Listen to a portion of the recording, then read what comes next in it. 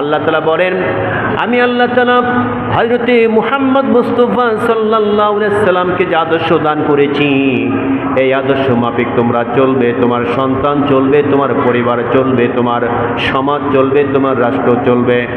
যদি তুমি আখিরি জামানার পয়গম্বর নবী মুহাম্মদ সাল্লাল্লাহু আলাইহি সাল্লামের নবীর আদর্শ মাফিক তোমার সংসার সুদ্ধা সব চালাতে পারো, আল্লাহ রব্বুল আলামিন বলেন, তাহলে পরে তোমরা ইসলামের ছায়াতলে শান্তির মধ্যে বসবাস করতে পারবে।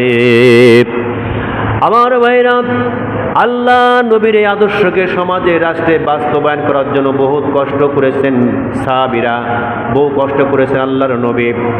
আপনারা শুনেছেন নমরুদের জামানায় একজন পয়গম্বর ছিল, তার নাম কি ভাই? নমরুদের সময় একজন পয়গম্বর ছিলেন, এই পয়গম্বরের নাম কি? আপনারা অনেকেই ভুলে গেছেন। নমরুদের সময় যে পয়গম্বর ছিল তার নাম হযরত ইব্রাহিম আলাইহিস সালাম। কি নাম? ইব্রাহিম আলাইহিস সালাম। ইব্রাহিমের জামানায় ইসলামের যে শত্রু ছিল তার নাম হচ্ছে নমরুদ। এই নমরুদ চেয়েছিল আল্লাহর জমিনে আল্লাহর দিন কায়েম না হোক, আল্লাহর জমিনে আল্লাহর বিধান মাফিক না চলুক। আল্লাহর জমিনটা চলবে আমাদের ব্যক্তিগত মত ও পাদ্রা জমিন চলবে, এই জমিনটা আল্লাহর হুকুমে চলতে পারে না, আর চলবে মানুষের তৈরি করা পথ ও মাফিকভাবে। এটা চেয়েছিলেন নমরুদ। কিন্তু ইব্রাহিম আলাইহিস সালাম বললেন না, এই জমিন আল্লাহর সৃষ্টি করেছেন আল্লাহ, হুকুম চলবে তার, কোনো ব্যক্তিগত মানুষের হুকুম জমিনে চলতে পারে না। ইব্রাহিম আলাইহিস সালাম বললেন, এটা চলবে না, তোমাদের সকলকে আল্লাহর গোলামি করতে হবে। ইব্রাহিম, নমরুদের গোলামি কখনো করা যাবে না। এটা বললে পরে নমরুদ ক্ষিপ্ত হয়ে গেল। অনেক লম্বা ইতিহাস বললাম না, শুধু কি হয়েছিল সংক্ষেপে বলি। ইব্রাহিম আলাইহিস সালামকে তারা মেরে ফেলতে চাইলেন, শত্রুকে মারতে চাইলেন। বর্তমান সময় যেমনি করে ইসলামকে যারা মহব্বত করে ভালোবাসে, আল্লাহর জমিনে আল্লাহর দিন যারা কায়েম করতে চায়, এক শ্রেণীর মানুষ যেমন করে সহ্য করতে পারে না, বরদাস্ত করতে পারে না। তৎকালীন জামানায় এটি কেমন ছিল, যারা ইসলামের কথা বলতো সেই সময় রাষ্ট্রীয় শক্তি কখনো চায় নাই যে সমাজে রাষ্ট্রে ইসলামের রাজ কায়েম হয়ে যাক। ইসলামকে সমাজে রাষ্ট্রে প্রতিষ্ঠা করতে দেয়নি সব সময়ের জন্য রাষ্ট্রীয় শক্তি। রাষ্ট্র চাইছে না, এই শক্তি যদি ইসলাম প্রতিষ্ঠিত হয় তাহলে আমরা যে রাজা বাদশাহ, আমাদের 2 নম্বরই কাজ কামাত চলবে না। নমরুদ দেখলেন যদি ইব্রাহিম আলাইহিস সালামের এই ধর্ম যদি এটা সমাজ রাষ্ট্রে বাস্তবায়ন হয়, তাহলে আমরা যে 2 নম্বরই করি, আমাদের 2 নম্বরই সব বন্ধ হয়ে যাবে। কে বলল? নমরুদ বলল। এই জন্য ইব্রাহিমের এটা চলতে দেওয়া হবে না। বৈঠক করে মিটিং করে সিদ্ধান্ত নিল ইব্রাহিমকে মারতে হবে। কয়েক মাস ব্যাপী আগুন জ্বালায়া বিশাল আগুনের একটা কুণ্ড তৈরি করে সেই আগুনের মধ্যে ইব্রাহিম আলাইহিস সালামকে ফেলার জন্য রেডি হয়ে গেল। ইব্রাহিম আলাইহিস সালামকে আগুনতে ফেলাবেন, তো সেই আগুনে যে ফেলাবেন এটা একটা অনুষ্ঠান করতে চাইলেন, এমনি এমনি না। নমরুদের যারা পাশে লোক ছিলেন তারা বললেন, যদি আপনার শত্রুকে মারেন তো এমনি গোপনে মারার দরকার নেই, আপনাকে না মানলে পরে তার যে কত শাস্তি এটা যেহেতু আপনি দিবেন, তো লোক সমাজে লোকজন ডেকে সবার সামনে দেন, তাহলে আপনারা কেউ বিরোধিতা করবে না। এই জন্য মাইকিং করা হলো। অর্থাৎ তৎকালীন জমানায় যা দরকার, যেভাবে ছিল আর কি, ঢোল ঢাকর বাজায়া যেভাবে পাবলিসিটি করার দরকার করে অনেক লোক দাওয়াত দিল এবং চেয়ার সিস্টেম করলো, বসার সিস্টেম। যেখানে মারা হবে ইব্রাহিম আলাইহিস সালামকে তার আশেপাশে সব চেয়ার সিস্টেম করলো। সামনের চেয়ারে এত টাকা, তারপরে এত টাকা, মানে মানুষ টিকিট কেটে ইব্রাহিমের মারা দেখার জন্য চলে আসলো।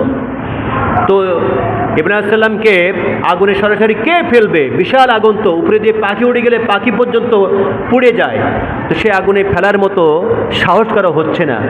তখন সবাই সিদ্ধান্ত নিল যে একে মারতে হলে এক কাজ করতে হবে, একটা কল তৈরি করতে হবে, একটা গাছ তৈরি করতে হবে, যে যন্ত্রের মাধ্যমে ইব্রাহিমকে ওখানে ফেলানো যায়। অর্থাৎ এরকম সিস্টেম এখানে বাঁধা হবে, ঘুরিয়ে নিয়ে এখানে যে ফেলে দেওয়া হবে, এই সিস্টেম করে তারা তৈরি করলো একটা সিস্টেম আর কি। তৈরি করার পরে সকলেই সেই গাছ তৈরি করার পর এবার গাছটা ঘোরাবেন, কিন্তু সেই গাছ আর ঘোরে নাই, গাছটা স্টপ হয়ে গেল, বন্ধ হয়ে গেল। আমার ভাইরা, গাছ যখন না ঘরে মিস্টার ইবলিস তখন চলে এসেছেন, নমরুদকে ডেকে ডেকে বলছেন, কি ব্যাপার? তোমরা গাছ কেন ঘোরাও না? বলে কে তুমি? তোমার তো চিনি না, তোমার তো আমরা কখনো দেখি নাই। বলে আমি তোমাদের মধ্যে একজন, তোমাদের হিতাকাঙ্ক্ষী, তোমাদের মঙ্গল চাই, ভালো চাই। তোমরা যদি এভাবে 24 ঘন্টা ধরে গাছ ঘোরাও, কোনোদিন গাছ ঘোরাতে পারবে না। কি করতে হবে? তোমরা এক কাজ করো, এখানে এলাকা থেকে সুন্দর সুন্দর যুবতী মেয়েদের ধরে নিয়ে আসো, 16, 18, 20 বছরের মেয়েদের নিয়ে আসো। আর সমাজ থেকে যুবক 25 থেকে 30 বছরের যুবকদের নিয়ে আসো। এনে এই গাছের চতুর্পাশ দিয়া উলাঙ্গ ব্যাপনা ড্যান্স চালাও, ড্যান্স। আর ড্যান্সের সাথে সাথে তোমরা এক কাজ করো, এদেরকে উলাঙ্গ ব্যাপনা অবস্থায় মিলন ঘটায় দাও, জিনার কাজ শুরু করে দাও। যদি এমন কাজ করতে পারো এই গাছ ঘুরবে, কারণ এই গাছটা এখন বর্তমান অসংখ্য ফেরেশতা আটকে রেখেছে যাতে করে ইব্রাহিম আগুনে না পড়তে পারে। তোমরা এক কাজ করো, যদি আগুনতে ফেলাতেই চাও তাহলে এই অপকর্ম করো, ঢাক ঢোল বাজায়া অপকর্ম করো। সুতরাং ঢাক ঢোল যে আমরা পিটাই, এই ঢাক ঢোল পিটানো মুসলমানদের স্বভাব না। আমরা যে ঢাক ঢোল পিটাই, বিয়ে শাদী দেই, এগুলো একদম ঠিক না। ঢাক ঢোল হচ্ছে একটা শয়তানের হাতিয়ার। এই ঢাক ঢোল, বর্তমান সময়ে যে ঢাক ঢোল আমরা পিটাই, একবার ঝাঁকানাকা গান বাজায়া যেগুলো আমরা করি, এগুলো একদম ঠিক না। এমন করে বিয়ে দিলে ওই বিয়ের ভিতরে শান্তি আসে না। আল্লাহ বলছে বিয়ে দাও শান্তির মাধ্যমে, আর আমি অবৈধ গান বাজনা ড্যান্স দিয়া আমার জামাই আর মেয়ের মধ্যে বিবাহ সম্পন্ন করলাম। আল্লাহ নাখোশ হয়ে গেল, আল্লাহ নবী পর্যন্ত নাখোশ হয়ে গেল। এজন্য বিয়ে শাদীতেই গান বাজনা বাজাইন না। আপনি বিয়ে দিবেন দেন, বিয়ে দিবেন যতদিন পারেন অনুষ্ঠান করেন, মানুষকে খাওয়ান, সমস্যা নাই। কিন্তু ঢাক ঢোল বাজায় বিয়ে দিতে হবে কেন? এটা আল্লাহ নাখোশ হয়ে যায়। যাকে এদিকে বলার আমার টাইম নেই, ওদিকে আমি যাব না। আমার ভাইরাম, এবার নমরুদের লোকজন করলেন কি? সত্যি মিস্টার ইবলিসের কথা মতো এবার চললেন, অপকর্ম করার কাজ শুরু হয়ে গেল। আমার ভাইরা কিতাব লিখছে, ইতিহাস লিখছে, ওই দিন যে সমস্ত মেয়েদের চরিত্র হরণ হয়েছিল তাদের কপালে একটা করে চিহ্ন দিয়ে দিয়েছিল, একটা করে লাল দাগ দিয়েছিল। যে দাগটা দেখবেন হিন্দুরা বহন করে বেড়ায় লাল টিপ, যে সমস্ত মেয়েরা লাল টিপ মাথায় দেয় ওগুলো ঠিক না, ওইগুলো সেখান থেকে চলে আসছে। এই জন্য মেহেরবানি করে আমাদের মা বোনদের লাল টিপ কিনে দেওয়া যাবে না, অত্যন্ত খারাপ এগুলা।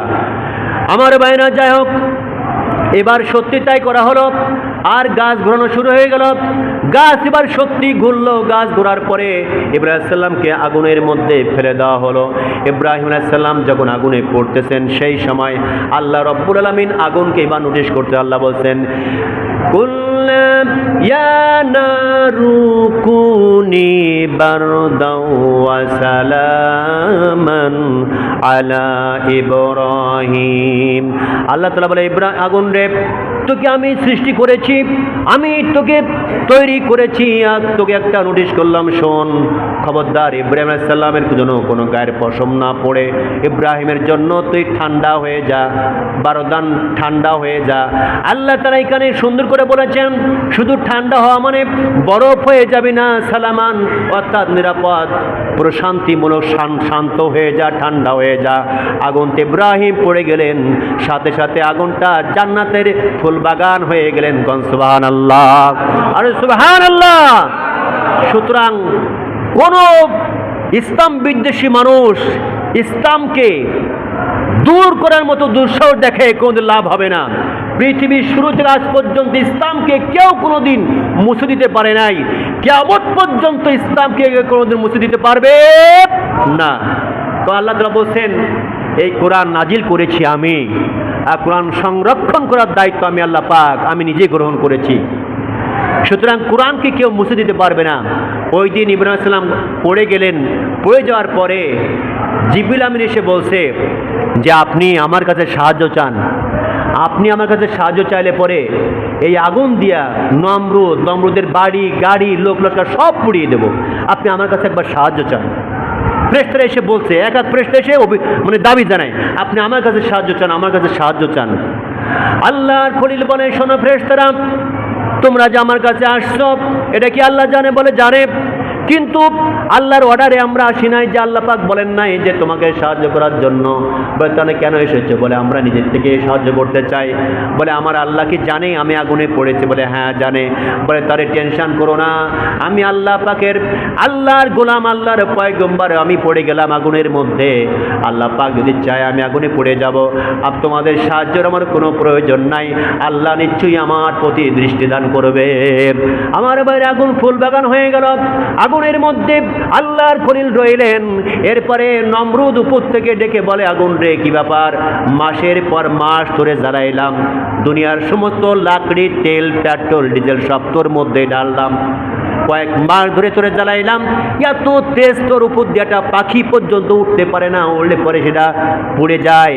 আর তুই সামনে ইব্রাহিমকে পোয়াতে পারলি না। ইব্রাহিম দিব্যি তার মধ্যে বসে আল্লাহর জিকির করে।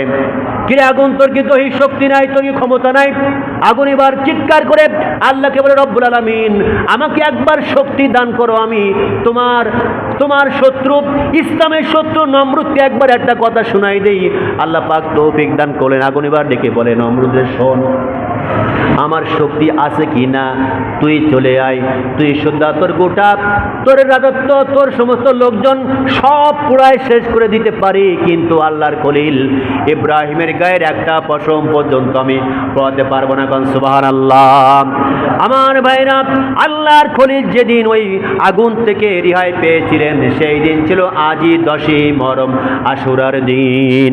সে আশুরার দিন আজকে। সুতরাং আশুরার দিন ঢাকঢোল বাজায় অনুষ্ঠান করার দিন না। আশুরার দিন মোড়ে মোড়ে খিচুড়ি রান্না করে খাওয়ার দিন না। আশুরার দিন মানে হচ্ছে ইসলামকে উড্ডীন করার জন্য কাজ করা, শিক্ষা নেওয়া যে আমরা মুসলমান, আল্লাহ তাআলা আমাদেরকে সৃষ্টি করেছেন তার জমিনে তার কাজ করার জন্য। আমি যে কথা বলছিলাম, আল্লাহর পয়গম্বর মৃত্যুবরণ করার পরে দায়িত্ব পেয়েছেন হযরতে আবু বকর। আবু বকর জামানার পরে দায়িত্ব পেলেন হযরতে ওমর। ওমরের জামানা শেষ হওয়ার পরে দায়িত্ব পেলেন হযরতে উসমান। উসমানের পরে দায়িত্ব পেয়েছেন হযরতে আলী। এমন করে যখন চলছে আমার ভাইরা, আপনারা জানেন হযরতে মুয়াবিয়া দায়িত্ব পেয়েছিলেন। মুয়াবিয়া দায়িত্ব যখন শেষ হয়ে গেল, তারপর দায়িত্ব পেয়েছেন তার ছেলে ইয়াজিদ। ইয়াজিদ যখন দায়িত্ব পেয়েছেন, ইয়াজিদ দায়িত্ব পেয়েছেন তার বাবার থেকে। তার বাবার থেকে দায়িত্ব পেয়েছেন, কিন্তু ইয়াজিদ ছিল মদখোর। ইয়াজিদ ইসলামকে, মুসলমান ছিলেন ঠিকই, ইয়াজিদ মুসলমান ছিলেন, মুসলিম ছিলেন, ইসলামকে ভালোবাসতেন, কিন্তু উনি ছিলেন মদখোর। ওনারে নিশা থাকার কারণে হযরত হুসাইন রাদিয়াল্লাহু তাআলা তিনি বললেন যে আমি এই মদখোরকে কখনো সমর্থন করি না, আর রাজতন্ত্র আমি এটা বিশ্বাস করি না। কে বললেন? হুসাইন রাদিয়াল্লাহু তাআলা। আমরা তো খালি হুসাইন হুসাইন করে গায়ের থেকে রক্ত বাইর করি, রাস্তাঘাটে মিছিল বাইর করি, এই উদ্দেশ্য হলো হুসাইন, হাসান, হুসাইন করেই পাগল হয়ে যায়। কিন্তু কেন শহীদ হলেন, তার উদ্দেশ্য কী ছিল, এটা তো আমরা একবার চিন্তা করি না, এবং সে মাফিক আমরা জীবনযাপন করি না। আমাদের কর্তব্য হচ্ছে হুসাইন কেন এই শহীদ হলেন, যে কারণে শহীদ হয়েছিলেন সেই কারণটা বুঝে সে মাফিক আমাদের জীবনযাপন করতে হবে, তাহলে পরে এই আলোচনা করে সার্থক হবে। আমার ভাইরা, হুসাইন বললেন রাজতন্ত্র আমি কখনো বিশ্বাস করি না। এই রাজতন্ত্র ভাবের ক্ষমতা নিয়েছেন ইয়াজিদ, আমি এটা সহ্য করতে পারি না, আমি পছন্দ করি না। রাজার ছেলে রাজা হবে, আবার সে মদখোর সুদখোর হবে। যদি রাজার ছেলে রাজা হওয়ার সিস্টেম থাকে, তাহলে পরে অযোগ্য ব্যক্তিও কখনো রাজা হয়ে যাবে, কারণ রাজার ছেলে রাজা হতেই হবে। রাজার ছেলে রাজা হতেই হবে যদি সিস্টেম চালু হয়, তাহলে পরে যে অযোগ্য ব্যক্তি সেও রাজা হবে, কারণ রাজার ছেলে রাজা হবে তাই বলে। এজন্য তা হবে না। সমাজে আরও লোক থাকবে, সমাজ যাকে চাবে সেই রাজা হবে। যেভাবে হোক পরামর্শ মাফিক হোক, আর যেভাবে হোক পরামর্শ মাফিক একজন রাজা হবে, তাহলে তাকে মানতে রাজি আছি। আমার ভাইরা, ইয়াজিদ যখন হয়ে গেল, ইয়াজিদের পক্ষে কিছু মুসলমান চলে গেল, আর হুসাইনের পক্ষেও কিছু মুসলমান দেরি হয়ে গেল, দুটা ভাগ হয়ে গেল। একদিকে ইয়াজিদ পক্ষ, অন্যদিকে হচ্ছে হুসাইন পক্ষ। হুসাইনের পক্ষের দাবি হচ্ছে আমরা এক আল্লাহর গোলামি করি, মানুষের গোলামি করতে রাজি নাই। আর ওরা যারা রয়ে গেল, ওরা বলছে আমাদের নেতা যেই হোক না কেন, যেই নেতা হোক না কেন আমরা তাকেই মানি, সে সুদখোর হোক, ঘুষখোর হোক, আর যাই হোক না কেন আমরা তাকে মানতে রাজি আছি। আমার ভাই ইয়াজিদ যে দুষ্ট ছিলেন, তারপরেও তার সাথে যারা হয়েছিলেন এরা বড় মস্ত বড় ভুল করেছিলেন। গেলেন। আর আল্লাহর পয়গম্বরের নাতি হুসেন রাদিয়াল্লাহু তাআলা তিনি চিন্তা করলেন যে না, এই সুদখোর এই মদখোর ব্যক্তিকে সমর্থন করা যাবে না, কারণ মদ প্রকাশ্য হারাম। এই জন্য এটাকে সমর্থন আমি কোনোদিন করি না। আমি চাই সমাজে মানুষকে নিয়ে বসে সলা পরামর্শ মাফিক সবচেয়ে যোগ্য ব্যক্তি যে হবে সেই রাজত্ব গ্রহণ করুক। কিন্তু তার কথা শুনলেন না। না শোনার পরে উনি কুফায় চলে গিয়েছিলেন। কুফায় যাওয়ার পূর্বে ভাই দরকার নেই, এই আমি ঘটনায় বলি, সময় যেহেতু কম, মাত্র 2-3 মিনিট সময় আছে। এখানে অনেক ঘটনা। উনি কুফায় চলে গেলেন। কুফায় যাওয়ার পরে আপনার এজিদির বাহিনী তাকে আক্রমণ করার জন্য প্রস্তুতি নিলেন। উনি জানতে পারলেন, ওনাকে বলা হলো যে আপনাকে শ্রদ্ধা সকলকে শহীদ করা হবে। একথা বলার পরে উনি রাতের বেলায় শিবিরে চলে গেলেন, যে বলছেন যে দেখো তোমরা যারা এখানে আসো, 72 জন নারী পুরুষ ছিলেন, 40 জন পুরুষ ছিলেন আর 32 জন ছিল নারী এবং শিশু। তো উনি বললেন দেখো আমাকে এখানে মেরে ফেলা হবে, আমাকে শহীদ করা হবে, সুতরাং এই দরজা খুলে দিলাম, তোমরা শিবিরে যত নারী পুরুষ আছো সবাই তোমরা বাড়ি ফিরে যাও, মদিনায় চলে যাও, তোমরা তোমাদের বাড়িতে যেখানে পরে চলে যাও, আমার সঙ্গে থেকো না, আমার সঙ্গে থাকলে পরে আজকে এখানে শহীদ হতে হবে। আমার ভাইরা, ওই কাফেলার লোকজন বলেন হুসাইন রে, আমরা আপনাকে চিনি, আপনি হচ্ছে নবীজির আদরের দুলানি, আপনাকে রেখে আমরা কেউ পালাবো না। আপনাকে বাঁচানোর জন্য আল্লাহর জমিনে একানিষ্ঠ ধর্ম ইসলামকে উড্ডীন করার জন্য, কালেমার পাতাকে উড্ডীন করে রাখার জন্য আমরা সকলে মিলে শহীদ হয়ে যাব। এরপরও আমরা পালাবো না, কারণ কিয়ামতের মাঠ যখন সংগঠিত হবে, ওই কিয়ামতের মাঠে আল্লাহ যদি প্রশ্ন করে আমার নবীর নাতি ইসলামের জন্য লড়ছিল, সমাজের রাষ্ট্রে আমার জমিনে আমার দিন কায়েমের পক্ষেই ছিল, আর তোমরা তাকে ফেলায় চলে গিয়েছিলা, আল্লাহর কাছে কি জবাব দিব? এই জন্য না আপনার সঙ্গে থাকবো, শহীদ হতেও হয়ে যাব। আমার ভাইরা, এবার প্রথম দিন যুদ্ধ শুরু হয়ে গেল। সকাল থেকে দুপুরের মধ্যে 40 জন পুরুষ সব শেষ হয়ে গেল। এবার নবীজির নাতি চলে গেলেন, আপনার শিবিরে চলে গেলেন। যে বলছে শোনো ওই মহিলারা, ও বাচ্চার মায়েরা বলি শোনো, 40 জন যুবক আমাদের শহীদ হয়ে গেছে, আমার মনে হয় আমিও শহীদ হয়ে যাব, সুতরাং সময় শেষ, তোমাদের কাছ থেকে শেষ বিদায়টা নিতে আসলাম। এই কথা বলে চলে গেলেন। এবার হুসাইনের স্ত্রী ডেকে বসে, আলী আসগরের মা ডেকে বসে হুসাইনের স্ত্রী, আলী রে, হুসাইন রে একটু কথা বলি, যুদ্ধের ময়দানে তুমি যাবে, আমি তোমাকে বাধা দেব না, একটি কথা শুধু, যুদ্ধের ময়দানে তুমি যাও, কিন্তু আজকে বহুদিন পর্যন্ত ফোরাতের নদীর কুল বন্ধ, আমরা কেউ পানি পাই নাই, পানি না খাওয়া অবস্থায় আমরা জীবন শেষ হয়ে যায়। আমার কলিজা টুকরা সন্তান কোলে দুধ খায়, আমি কয়দিন পানি না খাওয়ার কারণে আমার বুকের দুধ শুকায় গেছে, সন্তানটা পানি করে চিৎকার করতেছে, আপনি মেহেরবানি করে একটু পানি পান করান, আপনি নিয়ে যান, কাফেরদেরকে বোঝায় একটু নদীর থেকে পানি পান করানোর ব্যবস্থা করেন। আমার ভাইরা, হুসাইন চলে গেলেন বাচ্চারা নিয়ে। এবার কাফেরদের ডেকে বলে, একটু করে পুলটা ছাড়েন, নদীর কিনারাটা ছেড়ে দেন, আমার কলিজার টুকরা সন্তান পানি পান করবে, তার মায়ের বুকের দুধ পর্যন্ত শুকায় গেছে পানির অভাবে, একটু পথটা ছেড়ে দাও, আমরা একটু একে পানি পান করায় নিয়ে আসি। আমার ভাইরা, সংক্ষেপে কথা বলি, এভাবে যখন উৎসর্গ ধরেছেন শয়তান, ইসলামের দুশমনেরা, কোরআন যারা চায় না, এরা করলেন কি, সোজা তীর একটা মেরে দিলেন, তীরটা এসে ওই ছোট বাচ্চার কলিজায় লেগে গেল। সাথে সাথে আলী আসগার ওখানেই মৃত্যুবরণ করে শহীদ হয়ে গেলেন। আলী হুসাইন দেখলেন তার বাচ্চার শরীর দিয়ে ফিঙ্কি রক্ত বাইর হচ্ছে। আলী এবার চলে গেলেন দৌড়িয়া শিবিরে, যে বলতেছে শোনো বিবি, তোমার সন্তানকে এমন পানি পান করেছি আর কোনোদিন পানি তোমার কাছে যাবে না, তাই সে ঠান্ডা হয়ে গেছে, পানি পান করে আর পানি যাবে না, ধৈর্য ধরো, সবর করো, আল্লাহ পাক যদি আমাকে যদি সবর দেয়, কিয়ামতের মাঠে সন্তানদের নিয়ে আমরা জান্নাতে বসবাস করবো ইনশাআল্লাহ। আমার ভাইরা, এবারে শীত তৎকালীন সময়ে হুসাইনকেও শহীদ করা হয়েছিল। আর সামনে আমি ঘটনায় যেতে চাই না আমার ভাইরা, শেষ কথা এটাই, আল্লাহ নবীর দুলালি, আল্লাহ নবীর নাতি কেন শহীদ হয়েছিলেন? একটাই উদ্দেশ্য ছিল যে সমাজে রাষ্ট্রে দিন কায়েমের কাজ করতে হবে, মানুষের ব্যক্তিগত পথ ও মতের মাধ্যমে কোনো দিন সমাজ রাষ্ট্র চলতে পারে না। প্রাণের ভাইরা, এই জন্য আমাদের এখান থেকে শিক্ষা নিতে হবে এটাই, যে কোনোদিন কোনোভাবে মানুষের ব্যক্তিগত সংবিধান লেখা, এই সংবিধান দিয়ে কোনোদিন সমাজে শান্তি ফিরে আসতে পারে না। এই জন্য বাংলাদেশ স্বাধীন হওয়ার পর থেকে এই পর্যন্ত আমাদের কোনো শান্তি ফিরে আসে নাই।